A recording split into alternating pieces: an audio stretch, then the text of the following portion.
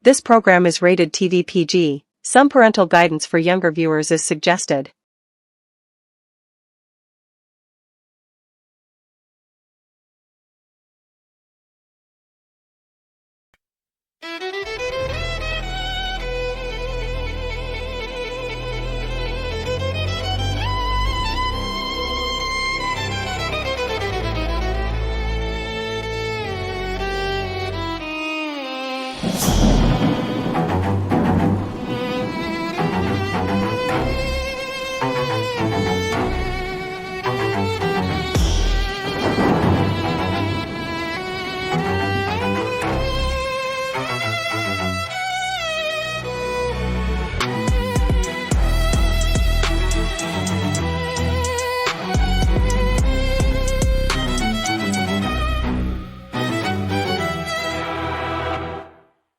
Now, the next stumbling block that they put out here in our way are these vapes, these e-pens, these vape pens, these THC pens. And it went from, well, we can't make big money off the tobacco no more. They got the commercials out here, and you remember my favorite commercial, even though I was here it is years later, it was my favorite commercial still. This is your brain on drugs. Mm-hmm. I was getting high watching that commercial. This is your brain on drugs. You know, it's crazy. I mean, it reverts back to media. Yeah, that's media, what it is. And it's all about persuasion. And it was to target a younger audience. That's what I'm getting at. It was to target the younger audience, right? And it's like persuasion, and it's the same thing. Oh, it just changed the course for a little bit with the pandemic. Yeah. Oh my God, that was the biggest one. Oh yeah, and it was like a fear factor. Yeah. And God didn't give us a spirit of fear, but I mean, government and oh my God. Yeah. I mean that fear factor, right? And it's just like persuasion. It all correlates with persuasion, and it's like, how can I persuade this particular audience to buy this product? That's right. And that's the reason why there's an episode. That's why there are multiple episodes of Raw and Redeemed, because of what you don't know and what they don't want to tell you, we're going to bring it to you. Absolutely. Regardless of how they feel. So remember to tune in to Raw and Redeemed on Mondays and Fridays at 6 p.m. There is an episode every week. And if you need prayer, if you need the resources to these different community programs, do not be afraid to email us at Raw and Redeemed. You can even leave something in the comment. Don't forget to go on YouTube and comment, like, share, and subscribe this channel. We're also going to look for the Raw and Redeemed theme song and the Raw and Redeemed video. It is streaming at this point. And again, you are tuned into this episode of Raw and Redeemed. I am your host, Evangelist Terrence D. Battle. And on my right on the couch, we have Mr. Curtis Mitchell. He is a counselor for the Freeport Area Cooperative Center, which in short is FACC. It's a homeless shelter here in Freeport, Illinois. It houses men and women, and they even have a couple of family rooms too, don't they? Absolutely. They have rooms that's available for family. They help with housing. Mm-hmm. They help with recovery as far as getting counseling, therapy. They do have what's the counselors that come in every week? New Horizon. New Horizon, and that's the only one that's still coming now. It was another one before. New Horizon, but we did primarily deal with New Horizon. They come in, you able to get therapy there. Mm-hmm. But we still. I'm sorry, Terrence. I just want to share this real quickly. We still collaborate with the Rosecrans and Mississippi Centers. That's what I was looking for, Mississippi. Mm-hmm. So, again, you are on this episode of Raw and Redeemed, and again, to my right is Mr. Curtis Mitchell. So, Curtis, let me ask you, would you as a Christian, you yourself as a Christian, consider poverty and being downtrodden, which may which may have significant effect on one's self-image and generational curse? Well, wow,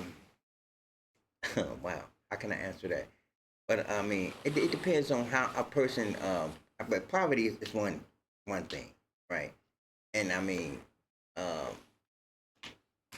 poverty is poverty, and and there's no getting around poverty, because if you look at it from a systemic level, I mean, it's designed to keep people impoverished. And I'm not going to go into what particular group of people. I mean, we all know who's marginalized, who's oppressed, and things of that nature. But God tells me otherwise. Yeah. You know, I mean, I don't have to be like that. You know, because hey, God is the provider. At the end of the day, God provides. God provides for us all. He's gonna always provide. I remember when I was down at the shelter, I knew after I done things that I wasn't supposed to do, and I done got crazy in there, didn't do something. You come back to work on that Tuesday, you just stop, put your hand on, shake your head, then you come walk through that road. You be like, man, come here, let me holler at you for a minute. Come here. Oh man, here we go. Cause something I did wasn't what I was up to when you left on that Friday. Yeah, I mean, you can see. I mean, we all see. You know, but sometimes Terrence, like, you know, what I found out about that, Terrence, is this, man. Sometimes when we see things in others, we still have that in us. That's why we can identify and recognize it. You know, so in essence, we need help in that area as well. Yeah. You know, that's why a lot of times I have to, man, Terrence, like, I have to be careful. I have to be careful, you know, because, you know, it's not to be judgmental or even analytical. We have to be careful in how we analyze certain things. You know, and it's okay sometimes to be analytical to a degree without being judgmental, right? Because who am I to judge? Right. Who am I to judge? Anyone, you know? And it's just like you can't step on a person with their down. Yeah. You know, we try to uplift, you know, and that's what it's about. It's trying to uplift a person, you know, and bring them back to that idealism of hope. Yeah. And restoration. You know, it's a never-ending journey. This is a never-ending journey. This is a never-ending journey, and it's a never-ending journey. And at the same time, I love being able to minister to these people now, and I love telling my testimony because before I had a story, but it was a story of negativity and just poverty and homelessness, and it had meaning, but it didn't mean anything to certain people. Now that I have grown and I'm able to see where I came from and where I'm at now, I want to tell my testimony to whoever got to listen in here. Okay, let me say real quick, Terrence. For me, my past life experiences has made me who I am today. There it is. You know, it's made me who I am today. Right? There it is. No trial, no testimony. That's right. So if you has not gone through something, how can you testify to anything by the goodness of God? You know, because if I don't have anything bad to compare the good to, there's no comparison. You know, how can I tell you, well, God has been so good to me if I don't have anything to compare bad things to good things too? You know, so I mean, I believe that we all have to go through some form of trials and tribulations, and we have to go through the fire. Yeah. You know, when God bring us out on the other side of that fire, now we refined. Yeah. Just don't come out and smell like smoke. I want to come out as pure as snow, as they say. I want to come out smelling like fire. Okay, let me ask you, how? You, Curtis, you yourself, how do you balance being a professional counselor with being a person of faith in the work that you do? Terrence, I mean, I've searched that. I asked myself that question a million times. But you know, I mean, what it all boils down to, Terrence, is self-care. Self-care is the essence of all of that, right? Because, I mean, you know, it's 24 hours in a day. And how can you balance, like, you know, if we're not careful, sometimes we can devote, like me, I was guilty of this myself. I was devoting too much time to things besides God. Yeah. And God convicted me of that and allowed me to realize and got my attention to say, wait a minute, that's not more important to me. Yeah. You know, when I start putting stuff ahead of God, God revealed it to me, you know, and because that's my ministry. God revealing me to me. Yeah, You yeah, know. yeah. That's good, So right there. I have to be careful, man, of who I mean what my priorities are. You know, and that kind of encapsulates my balance in life. You know. Yeah, I can understand that honestly because it's times where I've almost given up and I've questioned myself and I've also questioned God, like, why are you doing this to me? And I'm trying to go back. I had people that I was ministering to, and they were coming around, but they failed. And I reached back and forth to try to grab them, but at this point right now, I just understand they're not ready yet. They're not properly aligned. They're not balanced because some people want their change to come You know what? Sometimes ASAP, and it's not available. we can get ahead of ourselves. Yeah. You know, to like sometimes it's like you have to ask yourself this question. Sometimes did God ordain you to do this or be this, or did you do it within yourself? That's right. Because I believe this. I mean, whatever we do within ourselves, we have a tendency to go back to doing it. You know, especially if it's some negativity. Yeah. You know, if God does not deliver us from it, you know, we susceptible of going back to doing it again because it's not complete deliverance. People expect God. We know God Come does off the miracles. cross. We know He provides miracles. But they want Him to Come off the cross, right? do it right then. Well, it's not that easy. So let me ask you, what role does community, whether a church, family, or neighbors, play in someone's long-term recovery and stability? Well, I mean, you know, old saying, Terrence, it takes a community to raise a village to raise a child. You know, so I mean that goes for an adult as well. You know, we have to surround ourselves, man, with a support network. And that's a primary support network has to be first and foremost God first, you know. And I believe this. I believe when we put God first, God put everything else around us that He wants to be around us. You know, and I believe I'm responsible for opening the door to let the enemy in.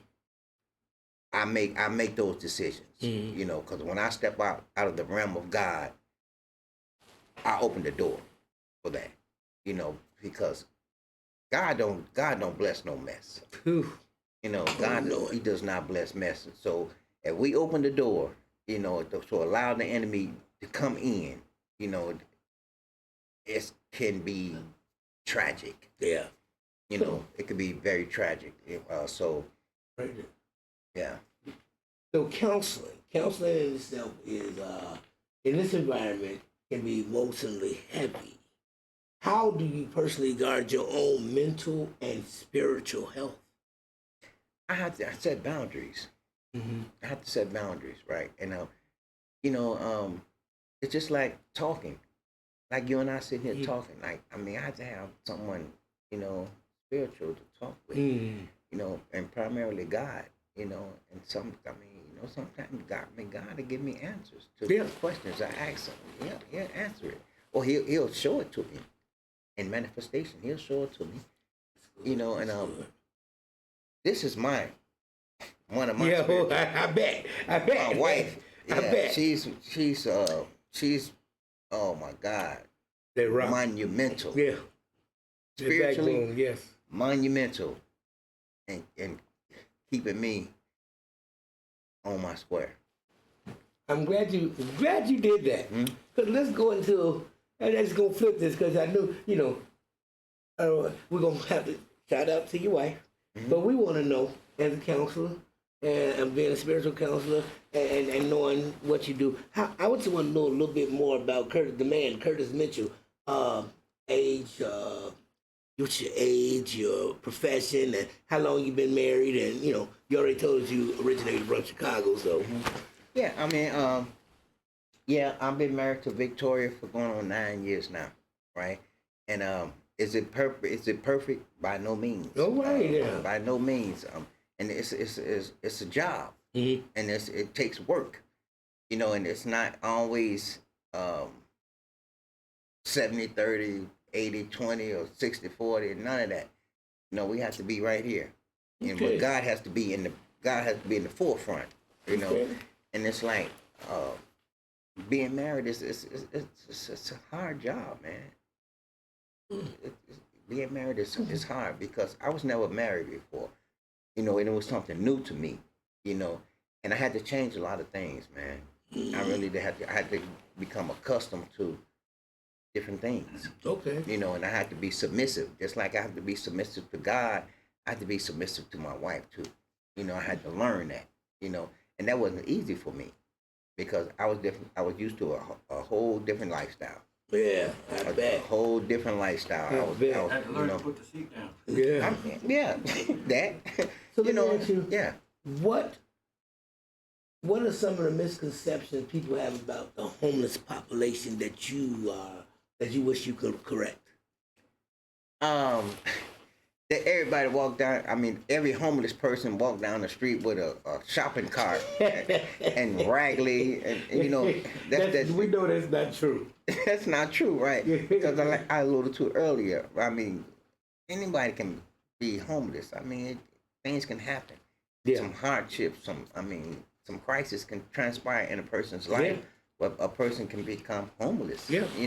And I mean, I just hate that stereotype of homeless. It's like, but I mean, I just don't believe like there's been enough help from the local, state, and federal level. You on the nerve. Yeah. That's from Raw&Redeemed. Now, that's what we give y'all. What he just said. That's what we give y'all. Rawness. It's not enough help on those fronts because, I mean, come on now, affordable housing. I mean, ooh, my goodness. I mean, I don't want to say. Yeah, you say what it's Raw&Redeemed. Say what's on your chest. I mean, we know. I mean, come on now. I mean, homelessness, to me, is going to last forever. It will. I just believe homelessness will never be. They don't even frame it as a social problem, because and it is. It's a social problem. But I mean, do you hear? Come on now. I mean, even President Trump, he was attacking homeless people. Why? I mean, that's not a part of the solution. That's ridiculing. Yeah. Ridiculing. I mean, we would love to see how he would survive 1 hour of being homeless. Yeah. Or living in poverty. When you're born with a silver spoon in your mouth, you would never understand. This, Terrence. It stems from. I mean, wealth. Yes. And I mean, a lot of barriers that were set to keep people oppressed. Yeah. Not being able, like redlining for one, steering for another. Not to be able to get a loan or own your own home. These are some of the ways that other ethnicities accumulate wealth from generational standpoints. And so, like, if you're not allowed to have some of these privileges, how can you accumulate any type of wealth? Yeah. And that goes from generation to generation to generation. That's generational curse. Yeah. Let me ask you, how can the broader Freeport community, the individuals, businesses, and churches better support the mission of FACC? Well, I mean, FACC has a lot of support. Don't get it misconstrued. I mean, FACC has a lot of support, but I mean, it's always a collaborative effort. Organization has to come together. It can't be this organization is doing their own thing, and this organization doing their own thing. If we all come together on a united front, to address the social problem of homelessness from the state, local, and federal levels, I mean, systemically, everybody has to be involved. Yeah, you're right about that. Everyone has to be involved. I mean, I just don't see that happening. I just don't see that happening because it's too much other things and government that's going on. I mean, that's not important. Yeah. I feel like wars are more important right now. You know? It is. And you know, the enemy has already established his kingdom in high places. And what do we call high places? Mm. You can fill in that blank. Yeah. You can fill in that blank. Yeah. Those high places, you know, and I mean, you can fill in the blank. What I mean, you know, systemically, you know, high places. Well, it's healthcare, education, workforce, housing, you know, systemically, all of those barriers, Systematically getting rid of certain disparities. population. That's what it is. All those To a level disparities. where people can't afford to even live in that state. Yep. Absolutely. Mm-hmm. Yeah, and that's what they're doing, and that's why with my entity, I am focused on working with people that suffer from anxiety and depression and homelessness. As I was saying before, my program is dedicated to people with anxiety and depression and suffer from any type of abuse. I know I can't start where I want to start and what I would like to do, but I know that I am willing to start locally. So if I can start with just my community, my neighborhood, and then grow up until where it's affecting the city of Freeport. If we can rebuild Freeport, if we start with one community and build with Freeport as far as the programs collaborating on homelessness and sexual abuse, drug abuse, mental health, and homelessness, and you got to remember, if the entities collaborate and piggyback off each other, we can rebuild Freeport to get the government, the state of Illinois, to look at the programs that we are creating to where it would eventually involve the government. Mm-hmm. I mean, if I could, I'd jump out the window and try to go all the way to the top and get it done. Mm-hmm. But I say the only way to get noticed is to start with your own community first, which right now is what we're doing with Raw&Redeemed, where we're giving individuals voices. I am your voice. You have a voice. Hashtag again, Raw&Redeemed on any social media outlet you are on. I want you to flood social media with the hashtag I have a voice. Absolutely. So understand that we can go on and on, Curtis, about this. I mean, it's a touchy situation, and it's heartfelt to me. You know, it's heartfelt to me because I was there before. I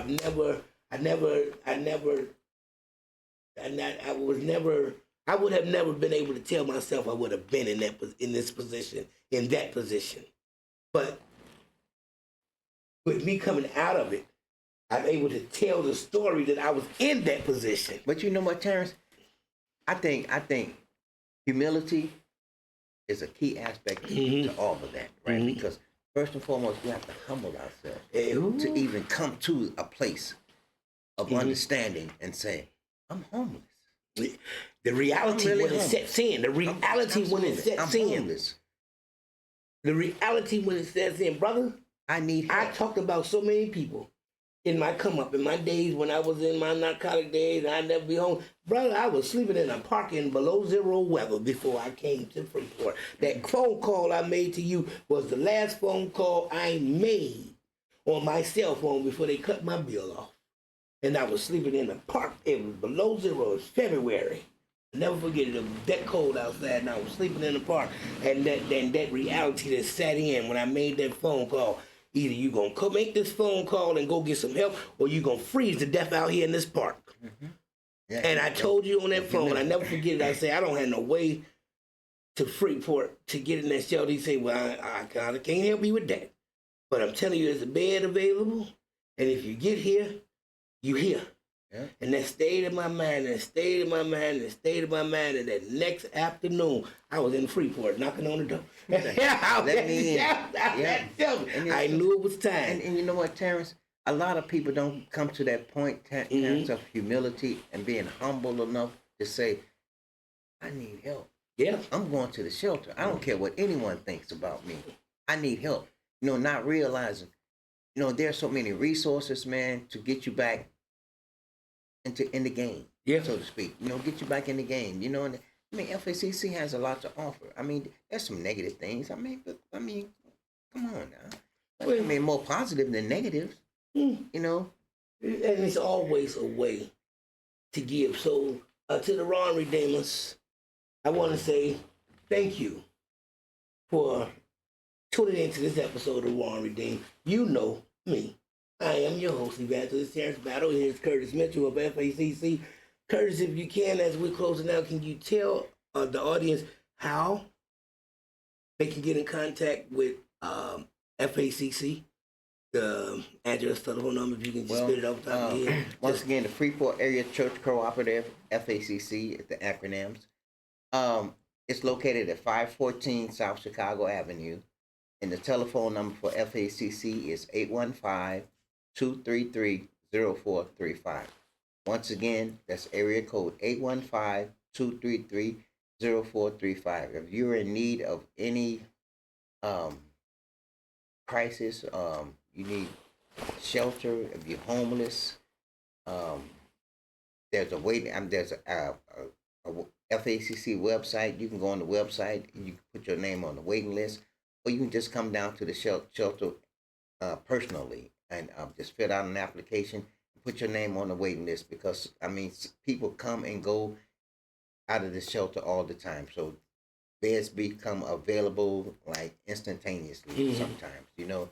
So, I mean, if you're in hardship or need help, put the pride aside and don't be afraid, don't be ashamed, and don't be embarrassed to come down and reach out for help, because God will want you to do so.